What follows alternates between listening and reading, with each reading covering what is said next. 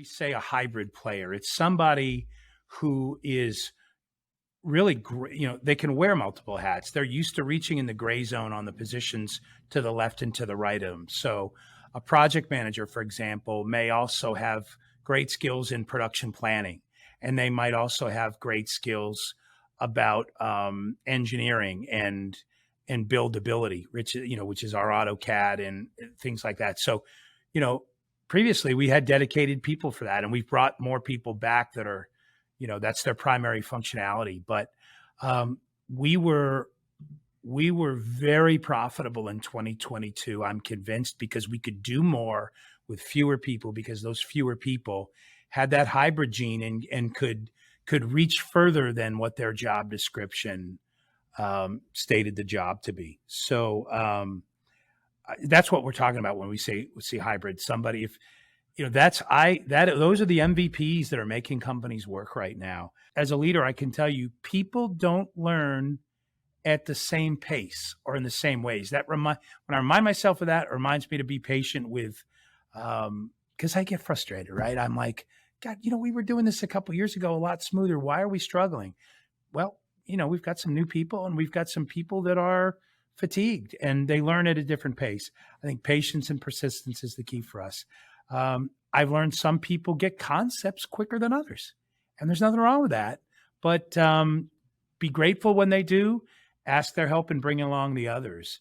I've learned that some people learn by doing. Others are visual learners. I think change is hard to accept for a lot of people. I thrive on it, but most entrepreneurs do. I think if you're an intrapreneur working within a company you own, it can feel disruptive. I've learned that group progress, I've really learned this quarter, group progress can feel slow when individuals are learning and changing at different speeds. The higher up you are as a leader or an owner, the more you tend to look at your group and you're judging them as one. And at the end of the day, there's a lot of moving parts and pieces there. So you can have the best vision, you can have the best strategy, you can have great teams, but if you don't have crisp, clear, consistent communication, that alignment that we're all seeking starts to break down, and ultimately the team will fail. So patience, persistence, as you said, one-on-ones when it's inappropriate. Otherwise, it's strategic short meetings to keep everybody moving forward in a line. We're all dealing with the post-pandemic hiring issues. What are you looking for? Let's just go straight out with it. What are you looking for? Skill set or mindset? There's pros and cons to both. We'll discuss those here in a minute. What are you looking for at this moment in time? So I love this topic, and I've had it with a dozen owner friends in our industry, which and what started out is almost half and half. Well, I'm hiring a carpenter, as an example, I've got to have somebody that's got the skill sets, or I'm for skill sets. But, and we led into discussions about project management. Well, if I need an accounting person, right, they've got to have the skills in accounting. But the deeper the conversation went about what we really all need is employees that are going to be lasting employees. So I won't bury the headline. I think you get offered the job based on your skill set, but it's the mindset you have, meaning, do you embrace a company's vision? Do you have a serve you mindset, not a sell you mindset? Are you a good impact on the culture there? What keeps you employed is your mindset. So that's really what we seem to be the consensus amongst those in the industry, owners and leaders that I'm talking to. I want to set the table a little bit though, Khalil. So the thing about the United States, and I've been in business for 35 years as an owner, there's always been an abundance of labor in the United States, always. I'm not saying we haven't had the ebb and flow of unemployment being a little higher, unemployment being a little lower. But I mean, we've never experienced what we're going through today. Today, there are more than 10 million jobs available, and we have just under 6 million job seekers. In a few words, 40%, we have a 40% shortage of talent that's even looking for work. And we've never been there before. And, whether we have been in a recession or we're on the verge or what your definition is, it is usually the US economy will experience recession after a period of rising interest rates. And, right now, and not to get all, economic policy wonky, but right now you've got the Fed aggressively trying to slow down the economy and slow down inflation. And they're doing that by actively raising interest rates frequently. It's every quarter for the last 18 months. And they're trying to cool down the job market, that demand. But here's what's happening. The job market is not cooperating. I mean, so we saw all those government interest rate hikes in 2022, and we still added 4 million new jobs in 2022, which that actually is keeping us. The good thing is it's fighting inflation, so it's it's not allowing us to slip into a recession. However, it's a problem, and this is not a bunch of people. Let's be clear. This is not a bunch of people that just haven't come back to work after pandemic because they just got used to staying at home. And they're just waiting to come off the sidelines. Man, there is a lot of really great data for a lot of different reasons, demographic reasons, as to why those 10 million people are not coming back. So anyway, as we're all in many, many, many industries looking for talent to fill the job openings, it's prompted a discussion about what are we really hiring for? Do you hire, are you looking for Mrs. Right, or will you settle for Mrs. Right now for certain positions? And, or Mr. Right, Mr. Right now. And the answer is, those that have made, hires because in the moment, I'm hearing, 6 to 9 months later, those people are gone. And so what are you really, you've got to have somebody that, yes, they have to be skilled enough to do the job, but they have to have the right mindset to want to come in and learn and contribute. And so that really, I just thought this would be a fascinating discussion for our Experience Builder listeners, because I know we're not the only ones going through this. Some of the notes I took while I was talking with owners, I'd ask the question, make the argument for skill set being the main criteria for hiring, right? And so here, this is what we were hearing. We know that certain positions require specific skills, right? Carpenters require specific skills. Project managers require specific skills. A designer in our industry requires specific skills. Accounting. So I get that. Some positions just demand a certain level of experience, right? The job skills, some job skills cannot be learned academically. Man, our master carpenter in the back here, if you're not, I can put an intern or apprentice with him, but I'm telling you, they are, I can't sit him in a classroom and teach him. I love that expression. You can't learn to ride a bike at a seminar, right? You just get on the bike. There's got to be on the job doing in order to perform at a high level. And I think it's not just carpentry. I think business development is that if you're in sales. I think if you're in the volume project management game, and that's a different volume project management. I got a guy sitting in the next office, who joined us a few months ago.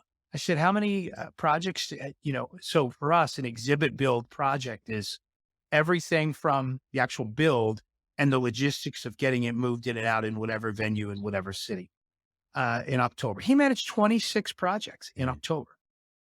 And when you think about that, you go, so a volume game is much different.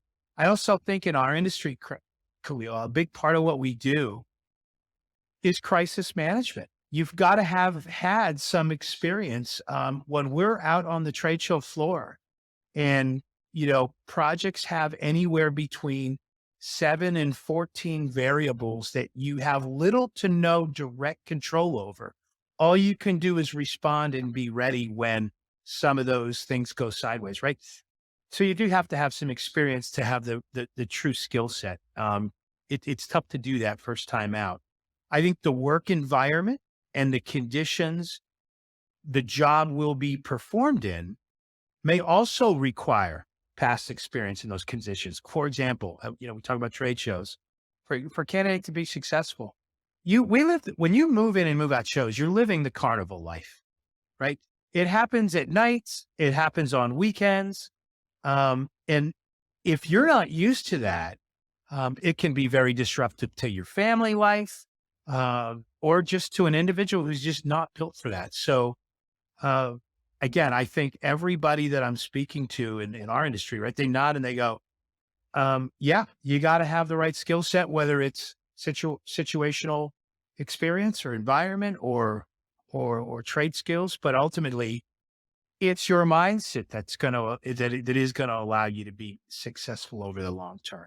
And, so that, leads us to the discussion about, okay, make the argument as to why. And once you really, I hope our listeners, they're talking with their coworkers and their managers about this, because I think once you drill down into it, and I've had people go, look, I need guys on the floor and you got to be an I&D installer and you have to know the exhibit systems. No way you can tell me skill set's not the most important thing. Okay. But when they're disruptive, when they don't play well with others, when they're offensive in front of, in a client-facing environment, right? Just because they can be the greatest assembly person or installer, doesn't make them, they've got to understand what the business is trying to accomplish. I need critical thinking skills. So much of what we do in our industry is not defined. It is if I'm making, on this right now, my laptop is sitting on a custom counter. Building that to specs, yes, matters. But when those guys in the shop right now are building framework and the client's product shows up and we have to integrate it, and there's no blueprint for how to do that, right? You got to, and by the way, what if that happens on a Sunday, the day before, an event is opening? So problem solving skills. We've got to have more than just those task oriented doers, right? So I think that's it. I think a lot of us I'm looking for somebody that does not need to be told what to do every day. I don't care. Well, and I think what's happening, unfortunately, is that, if you're used to hiring based on skill set, you kind of let people manage themselves in a sense. You expect them to know exactly what to do, how to do it. And while, if you're only hiring for skill set, you're probably having more trouble than someone that's hiring for mindset. And if you're going to start hiring for mindset, you've got to have some different systems in place.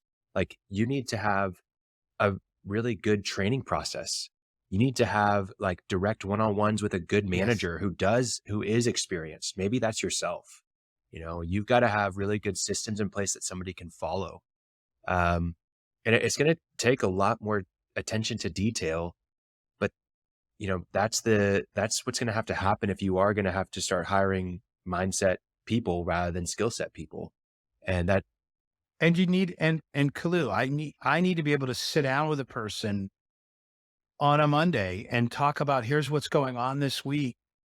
And it's one step to download, and they've internalized it and they get it, and they can add value in the job duty way, but also in other ways. Because otherwise, if I have to be coming to you every 2 to 3 hours to reset okay, here's what you got to do next. You got to do next. At some point, that hurts your business and it hurts the clients. right. Do you think it's possible anymore and I don't want to we had Michael McMahon on a few weeks ago, and he made a correction. I said, so is it possible I was about to say, for a younger person to come in with the outlook of staying 6 to 9 years at a company? But Michael, he said, if we're going to do what the world does, right, and we're going to label people young or this, I like what he said. Let's talk about people that are the early stages of their professional development, right, of their career building and their reputation development. So I was always taught, Khalil, to go in with a 3 to 5 year outlook. It was long enough that an employer felt I was a safe hire, right, because I had a mindset of not churn and burn. What can I get, and how much am I being paid in year one? And if I don't like it, I'm out of here in a year. I see a lot of resumes. I know you do too, right? Where it's, you've been there 10 months, you've been there 14 months, you've been there 15 months. But as as an employer, I think, um, I know it's going to take we're going to be investing that long in a person. So if they're looking to be out of there, or they have a Yeah. track record of self-extracting quickly, that makes a decision. Yeah, that impacts It my decision, absolutely, I and should it say, should on impact your decision whether I make as the a offer. hiring business owner, general manager that's hiring. It should impact. You don't want to have to go through turnover every 10 months. Like that's ridiculous, right? Yeah, But I think, the way that I approach hires, there at a base level, there has to be good compensation, right? Like if you're not allowing people absolutely. to live at their means or above their means, then they're not going to stick around. So let's assume that you have compensation down. I think that you need to have challenging work for them and meaningful work for them, right? So if you have a really good vision and their work is a part of that vision, they're going to feel some sense of meaning in their job. And we all want that. We want to do Yeah. something that we feel like is making an impact, that we can see a tangible result, and that makes us feel Yeah. good about what we're doing. And that's not going to be the same year in and year out. And so if you're keeping someone on the same exact type of work just as a robot, that's never going to be meaningful long term. It might be today, it might be next year, but maybe not longer than that. And then at the next step, they need to be challenged in their work. They need to be continually growing. And if you're helping them form that narrative inside of their job that, hey, I'm going to provide you with a new challenge. I'm going to give a new challenge to you next month. Hey, I need you to start taking responsibility for this. People want to have that sense of ownership in their role. But if you're just giving them the same task over and over, there are people that love that find their meaning and their challenge in that. But for the most part, especially with the younger crowd, like you mentioned, that doesn't look like they're staying that long, provide them with opportunities for growth, opportunities for challenge, and help them to see meaning in what they're doing. That's what I would approach. As we try and kind of pull it together here is, so the question I think is, why did I start this thinking that skill set or mindset has to be either or? Isn't it It really both? absolutely is both. I mean, It is, isn't it? I would say a big yeah. fat yes to that. And Absolutely both. honestly, I think that if I had to choose one, I would have to choose mindset. And yeah, all those skill sets, fantastic. There's so many times that like you're looking at someone who has this resume with senior such and such, and then how many times you've hired someone like that, and then it's like, wait a second, like how did you get that title? Like no company is equivalent in any shape or form. It's every company is unique, and just senior title at some company is maybe junior or less intern at another company. And so you never know what you're getting. And I think it has to be both. Um, but at the end of the day, I would choose mindset. And I would agree with you. I mean, skill set gets you hired, mindset keeps you employed, but mindset is what's going to get you promoted. Mindset's going to get you paid more, right?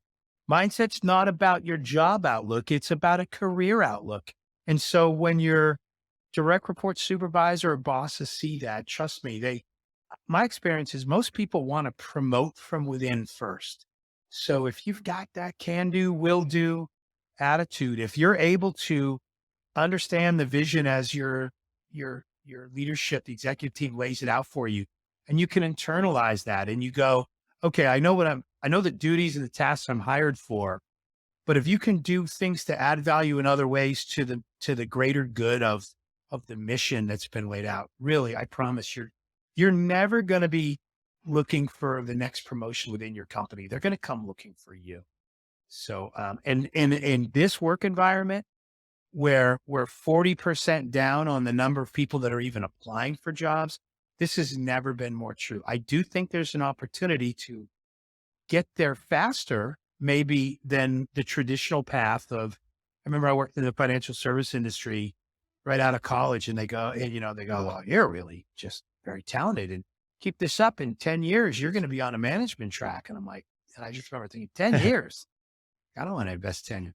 So, and I know that, a lot of the folks that are just entering the workforce in the last 5 years, nobody wants to hear that you have to wait, right? I know that, but, I think so. That's part of what you look for when you're looking to match up with the right kind of company, as you said, Will.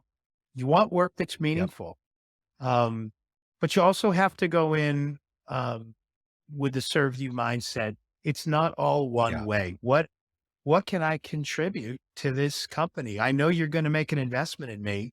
Here's what I'm willing to do for you. Man, I would run to Yeah. candidates that have that mindset. I think that's, again, there's that word mindset again. So, and by the way, have a great mindset if you're a little thin on the experience and Yeah. skill set, right? You know that if a company's, are you willing to train and coach me up? I'm willing to stay. And let's talk about what that would Yeah. feel like as for you as risk and in a return on that investment you're going to make in me. And let me, if they go, well, I expect you to die of old age with us if I invest a year. Well, that's not Yeah. fair, right? So, but what is fair? And anyway, that's an inspiring conversation to have if you're young and Yeah. interviewing for a For job. sure. So, Well, I think there's several different approaches you can take to the hiring, but skill set and mindset absolutely play a part. If you can find both, then you've found an A player. But if it all else fails, I think you have to go mindset, in my opinion. What's the takeaway for somebody that's listening to the episode here? They're in need of hiring. What's something they can go and do? I think right now more than I would have thought before. It's it's understanding what that mindset. It really is. I think it's not either or. I think they come in an order. There, the skill set when you write your job description and you post your ad or you're interviewing. The duties that you need that person to do. So it's very easy to identify the skills needed. But man, I would spend more time thinking of talking to that individual and saying, you know what? I noticed that you've been out of college for 5 or 6 years. You were at this company for 2.5 years. You were at another one for 3 years. You must have really had to overcome some things in those environments. Talk to me about what that is. And let me get a sense of how you make decisions and what you look for. If this is all about how much am I going to get paid and what's my vacation time? And you're going to let me work remotely from home, right? If all so I would encourage employers to um, change the interview experience a little bit to make sure you're getting to know somebody and what floats their boat, right? What does excite you in terms of what dragons have you slayed in the 5 years you've been Mhm. in the workforce or the 10 years? Why'd you leave that place? Can I get an honest answer out of somebody? I think those, I mean, you're going to know quick enough about the skill set, but how are you going to approach your job? How are you? I need to get a sense if you play well with others, right? I think these are the things, Khalil, that need to be sort of front and center as we're picking our Yeah. bench I right would now. say definitely, like, just along with what you're saying, one thing you can go and do is update your interview process to match and to account for the mindset aspect. And I think maybe even if you're not at that step, I think even before that is really defining that mindset. What are the values that are a part of your culture that you want employees to walk in with? And what do they look like in action? If you can define those things very, very clearly, it'll make that interview much easier for you to do. Right. So that's one thing that I think you can Absolutely. go and do. Well, we've covered quite a bit today, Chris. We've talked about the pros and cons of skill set, the pros and cons of mindset. We are both in agreement that things, the job market is crazy right now. There are way more open jobs than applicants available, and things are going to have to be done differently if we're going to succeed. And if we want A players that are going to last longer than 10 months, we've got to start changing the way we do things, but also changing the approach that we take to hires. Um, so Mm. lots to think about there. I think to summarize, you need both. You need skill set and mindset, but I think the priority is definitely mindset above. So, um, No, I would agree. Listen, I appreciate you. I know this came up a few weeks ago when you and I were just having a random conversation. So I appreciate you letting me unpack absolutely. this. And it was great to talk with the owners that I did. And we're all it's a balance everybody's aware of. And it makes us now think about our Right. cultures, right? It, it's not enough to have uh skilled folks and hopefully with the right mindset, but we're still not keeping either one, Mhm. either group if we're not creating an inspiring environment to work in and, like you said, treating them Yeah. fairly and Yeah, paying them well. absolutely. Today we want to talk about how to manage those the unexpected. not necessarily just managing expectations, but managing unexpected expectations. So the first question I have, and we can kind of knock this around a little bit, but how do you personally, Chris, deal with the unexpected? I delegate. No, I'm, yeah. Um, you know, so the thing is when something unexpected happens, Khalil, in the event business, I think the natural instinct is everybody's temperature rises, right? Because they're uncomfortable. It's not going according to plan. And it really, in a lot of ways, it's predictable. And yet we work with a lot of white collar executives who are used to being in charge and getting things done and done efficiently. And now you're in this environment where all these variables have to come together, which you have little to no direct control over or influence over. And so they can get frustrated quickly and easily when unexpected things happen. So I think the first thing you have to do is you have to stay calm and make sure that your people, you got to talk to your staff and coach them up about, remember, natural reaction, somebody's going to get emotional. And I'm going to remind you that in that moment at show site, you are the one person that can help them. And so you don't want to flex that or throw that at them, but take comfort in knowing that you're their best option. And so we talk a lot about, language we use and how you talk in that moment. But before we even get to the moment, Khalil, we spend a great deal of time at our company in being prepared and gaming out those things that could happen. Never could imagine the bank. Imagine if your cash were frozen and you couldn't make payroll. I mean, that was just really an extreme. Sure. But if something is breaking or somebody no shows and something goes MIA, and or something's held at customs or whatever the situation is, our company, and you know enough, and I think some of the listeners know enough about who we are. We're really structured to bring more resources to bear in the markets we do business in than most of the partners, which might be labor companies, as an example. That's probably the biggest group of in-city partners that get leaned on. But we have a shop, and we have 100 drop-in-place counters, and we have 75 AV monitors, and we have some emergency rental furniture. And what we don't have, we have a really good local collective of partners that will be responsive to us that we can bring to bear. And it's why we're not everywhere, because we can't duplicate that in the top 20 US cities. But where we do hang our shingle, we want to make sure we can do that. So a big part of our readiness is, we pay attention to the things we know will happen. If you're a small exhibit house or an exhibitor and you do 5 shows a year, you obviously have some experience with what could go wrong. But when you do 55 builds a month in the same city, we really have a peek at the types of things that the sort of the known unexpected things that could go wrong. But we've, what's that farmer's insurance motto, Khalil? We know a thing or two because we've seen a thing or two. Yeah. That guy, right? We really have. And so we've made a deeper investment to be more ready, I think, than the average company, because 55, 60 projects a month. Yeah.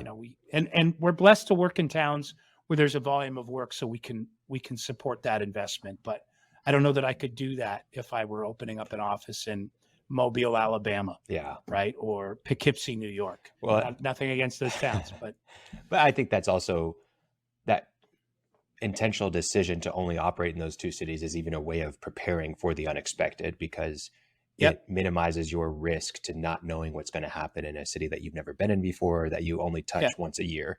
Right. So totally a good strategy there for the unexpected. I think dealing with the unexpected, it becomes a challenge when you're not calm, like you said, and you operate off your emotions. So much of being able to handle problems and find solutions is being able to think clearly and logically, not emotionally. I think defining the problem really helps you to deal with the unexpected, because yeah, you may deal with something temporarily, but there are so many side effects to the graphic not showing up on time, or the crew not showing up on time, or not being able to get into the warehouse. So with all of these unexpected things that could come up, being able to truly identify and define the problem and all of the side effects and consequences of that problem happening will help you so much to deal with the unexpected.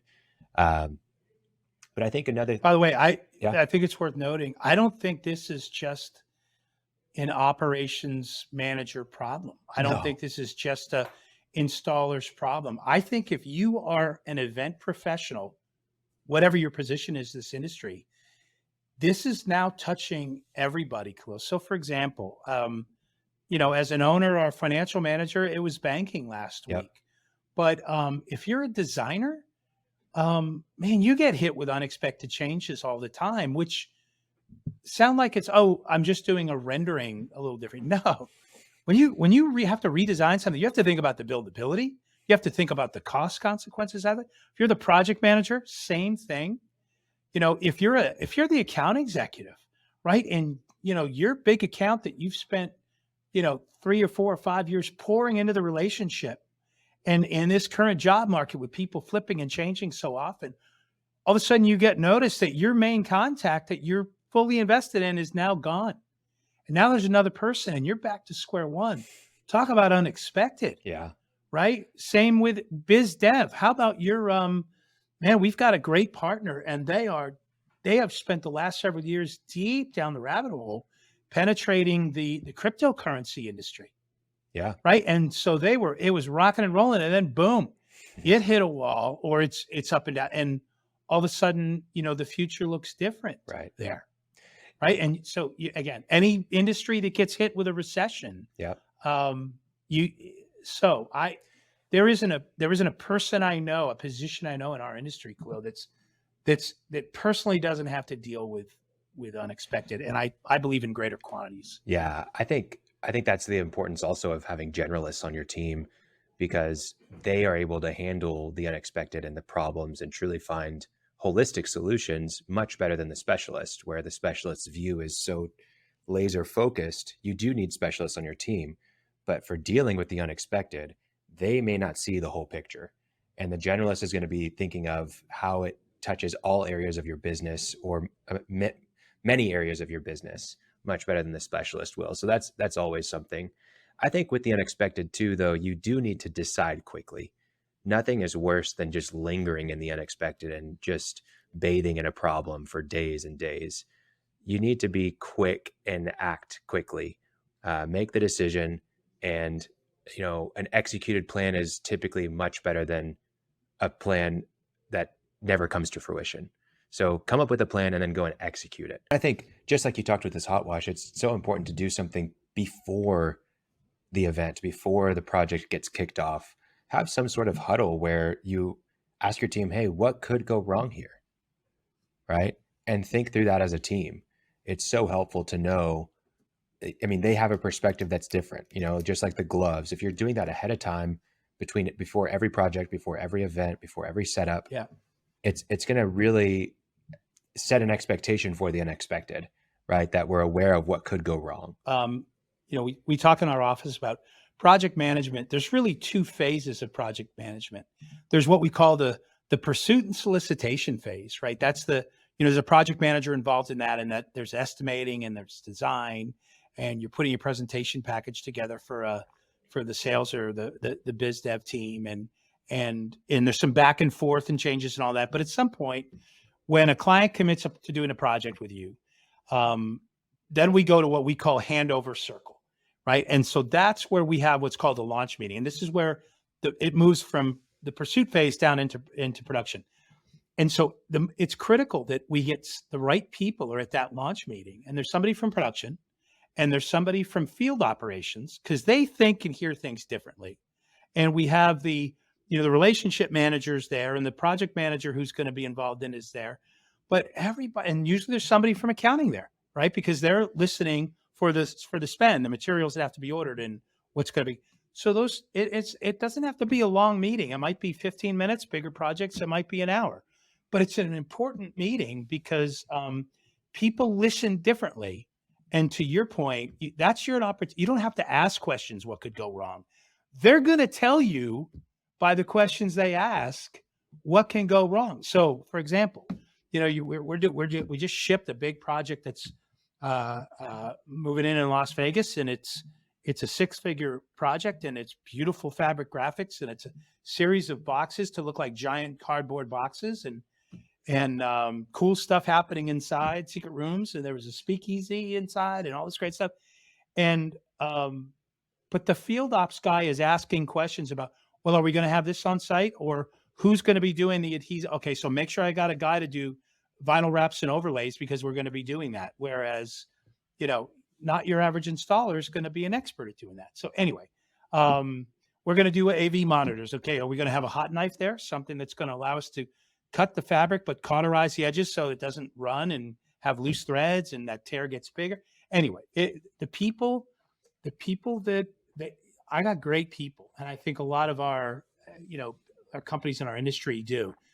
Get the right people in that meeting to make sure that your planning is done with all the right voices, the engineering people and the buildability people and the graphic people and the install people. Everybody should have some eyes on it. I'll tell you, the scariest projects are the ones where everything meets for the first time on the show floor. That's the most expensive place to learn. It's the most expensive place to fix mistakes. It's the most frequent place that the unexpected show up in our business. Yeah, for sure. That's really good. That's a really good point. Being mindful and being present. Sometimes we think that the way things are now, like, I have way too many projects going on right now. You think that that's the way it's going to be forever. And we kind of get a little bit overwhelmed about the future. And, if we just kind of live in the present, work on the projects we're working on now, be really mindful about completing the tasks today. And then when 2 weeks from now happen, it's usually not going to be as bad as it was. And, when there's going to be times where you have a really light schedule and you just kind of need to manage the ebbs and flows and communicate with the leadership. One of the ways that we can prevent burnout is just be open to failure. If you never accept failure and move forward, you're constantly just lying to yourself. You know what I mean? And we need to have some level of truth. And this goes back to being a part of a supportive community. If your company has some level of failure rate that's acceptable, you can celebrate failures. You know what I mean? And you're like, all right, that one failed. We're going to celebrate. Workforce development is nobody's a stranger to that subject. We have been focused for 2 years on the need to repopulate our industry. I had a conversation with Satchel recently, and he reminded me of something I don't think we've spent enough time on. And that is, it's not just enough to attract and bring in new talent. What are we doing to make sure we're developing that talent? And not just the new talent. What about the talent that's already in the pipeline right now?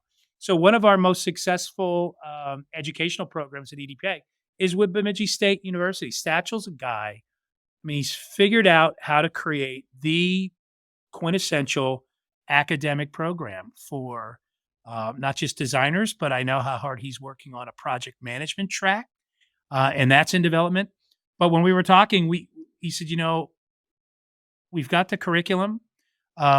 We've got design contests. We have guest speakers and keynotes that come in. We have people that Zoom in.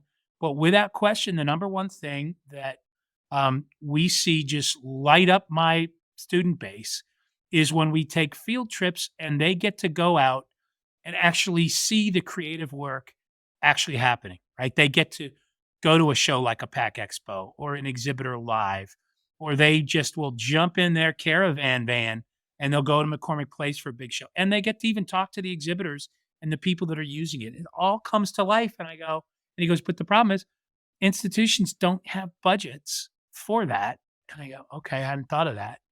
He goes, and you look at the students who are already so taxed. We see it on the news all the time with tuition and room and board and food and all the other ancillary costs. This is another thing. He said, so I love that he's, we're here on chapter 1 and 2 as an industry trying to repopulate the industry. Satchel's reminding us there's a chapter 5, 6, and 7, and that is how do we, he's an apple orchard and we're not planting new trees.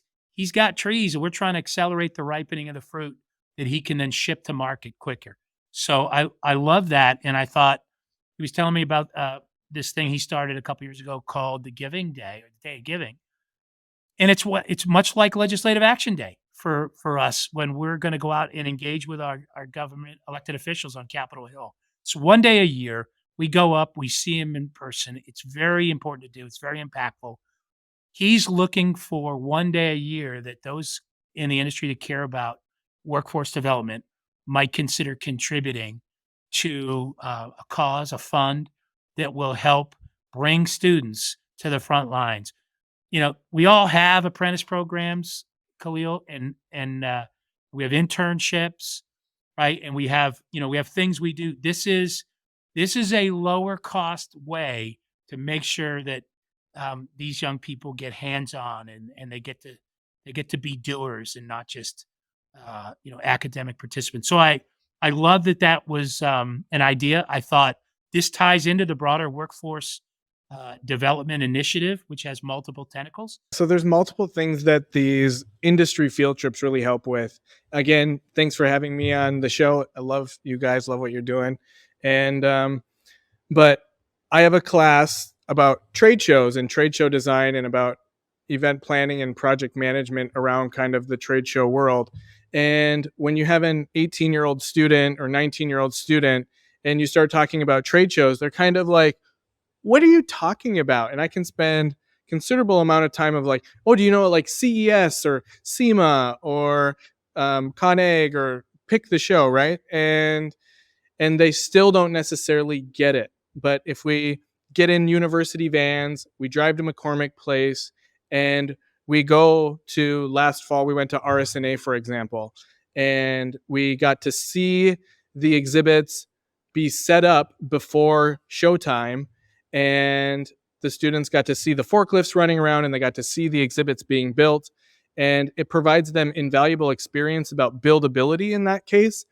But then the next day, the carpet's all rolled out. There's aisle carpet and the lights are on and they get to see showtime.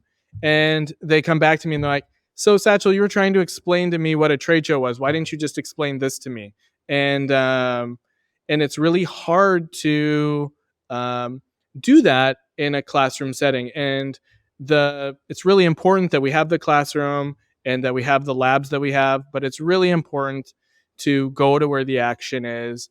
And it's one of the things that there are certain companies that have been really supportive in this effort. For example, Hill and Partners has allocated funds to help with these industry field trips. And without organizations like that, it makes it hard to do these types of things.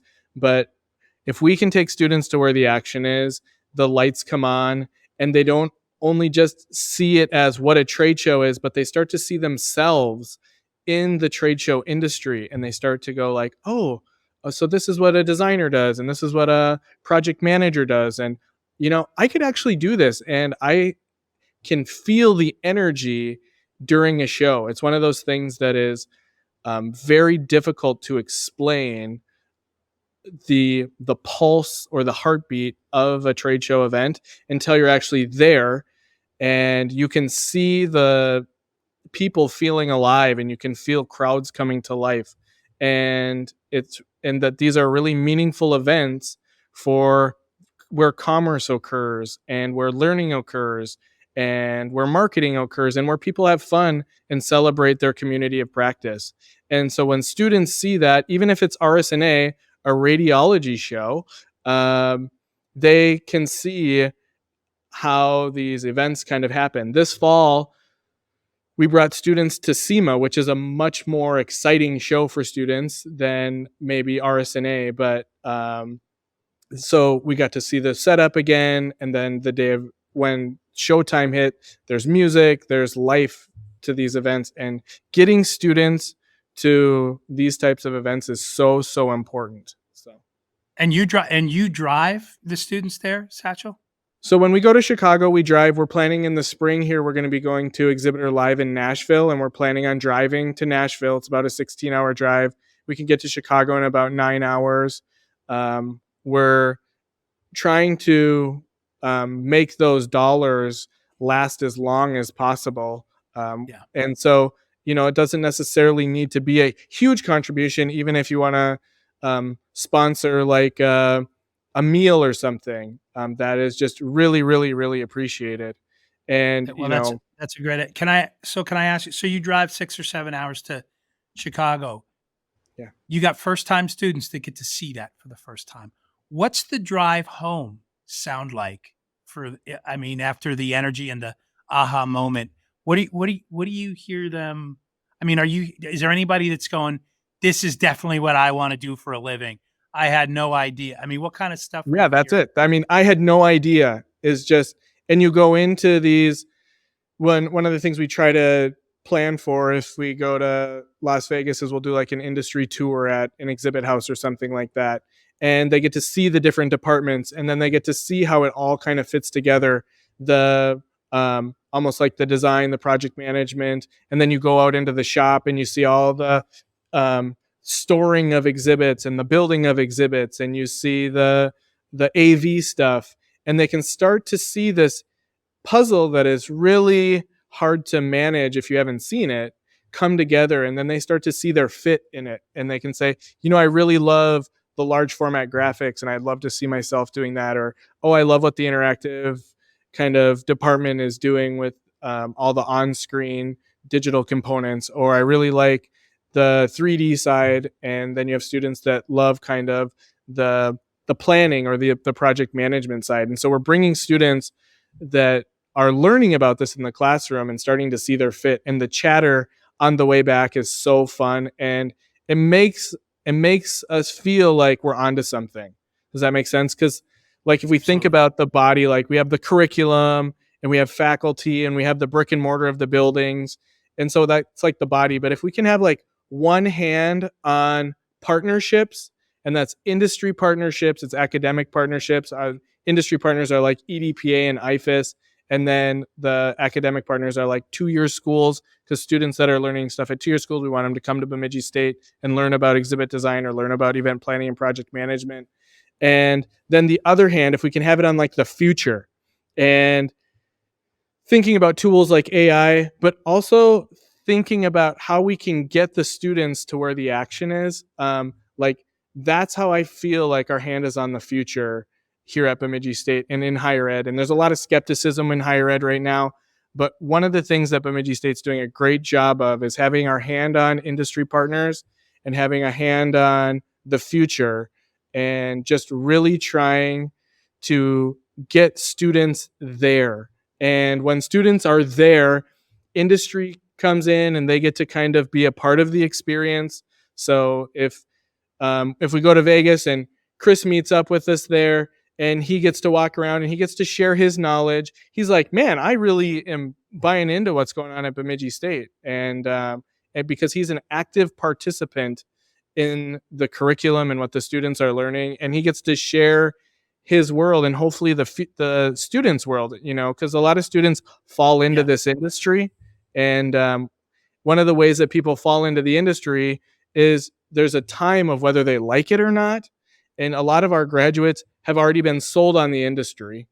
And so they're already excited. If we can take students to where the action is, the lights come on, and they don't only just see it as what a trade show is, but they start to see themselves in the trade show industry. And they start to go like, oh, so this is what a designer does. And this is what a project manager does. And, I could actually do this, and I can feel the energy during a show. It's one of those things that is very difficult to explain the pulse or the heartbeat of a trade show event until you're actually there, and you can see the people feeling alive, and you can feel crowds coming to life. And that these are really meaningful events for where commerce occurs, and where learning occurs, and where marketing occurs, and where people have fun and celebrate their community of practice. We're trying to close the gap between expectations and performance. Is it changing, or should it change how people are interviewing? Absolutely. I think it changes how people are interviewed. We're in the development process. Again, small organization. So the annuity on your investment in a human being is hard to harvest in 18 months, right? So you really have to look at, like, I got to pick the right people. Yeah. And I'm going to have to connect with them regularly. And I cannot be distracted by the illusion of tenure. So if you find someone whose resume says, I've been in this industry for 10 years, I think as an interview, you have to go like, all right, so what have you been doing? Tell me what that experience was like. You know what they stop at is, I handled $400,000 worth of business in the first quarter and exceeded expectations by 20%. We're not in the banking business, right? What I want to know is, did you do anything in the second quarter? Like, or are you leaving out the fact that there's cyclical activity and that you sort of learned how to be productive during times of great demand or no demand, and you understand the difference, and you've built a skill set, you know how to make the experience different for other people. There's a million things, and it's really hard to get to that dialogue with a person who doesn't want to have it. And they exist in the tenured pool and the brand new college graduate pool. I've found my people in both.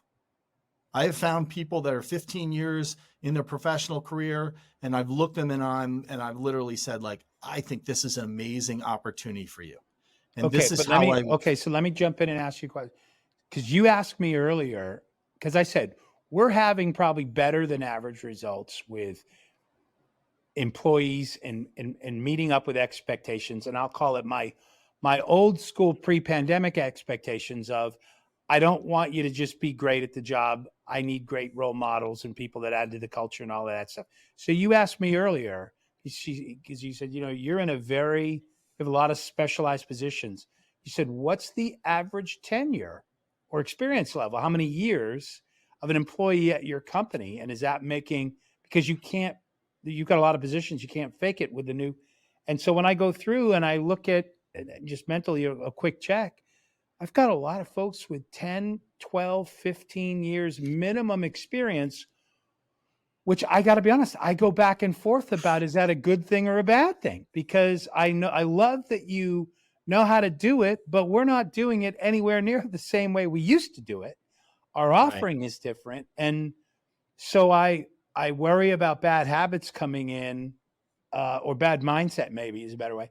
And yet, you're saying you're finding both. You're finding the tenured, but you're also bringing in the brand new. And I'll also say this, man, I've never thought about this one issue more than when I'm hiring now in 35 years of hiring.